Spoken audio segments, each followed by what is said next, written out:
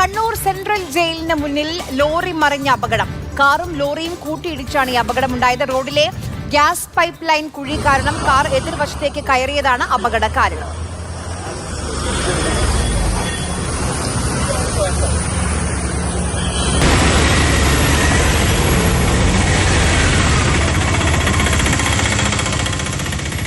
Felix പുളിക്കലോട്ട് വിവരങ്ങളായി. Felix, മഴയൊക്കെ പെയ്ത് കുതിർന്നും കിടക്കുകയാണ്. എന്തെങ്കിലും കുഴികളുണ്ടെങ്കിൽ പെട്ടെന്ന് വലിയ ഭാരമേറിയ വാഹനങ്ങൾ താഴ്ന്നു പോകാനുള്ള സാധ്യതയൊക്കെ ഉണ്ട്.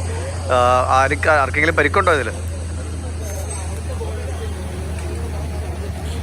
ദിവിഷ, ഈ ലോറി മറിഞ്ഞ് ലോറി ഡ്രൈവർക്കും ക്ലീനർക്കും നിസ്സാരമായ പരിക്കാണ്. വലിയ പരിക്കൊന്നുമില്ല എന്നാണ് ഏറ്റവും ആശ്വാസകരമായ കാര്യം. ഇന്ന് പുലർച്ചെയാണ് ഈ സംഭവം നടന്നത്. അതായത് കണ്ണൂർ സെൻട്രൽ ജയിലിന് മുമ്പിൽ ഹൈവേ ആണ്. ആ ഹൈവേയിലാണ് ഗ്യാസ് പൈപ്പ് ലൈനെ കുഴി കുഴിച്ചിട്ടുള്ളത്. അപ്പോൾ ആ കുഴി കുഴിച്ചത് വലിയ അപകടം സൃഷ്ടിക്കുന്നു എന്ന് നാട്ടുകാർ തന്നെ നേരത്തെ പറഞ്ഞതാണ്. ഇപ്പോൾ അപകടം പതിവാണെന്നും അവർ വ്യക്തമാക്കുന്നു.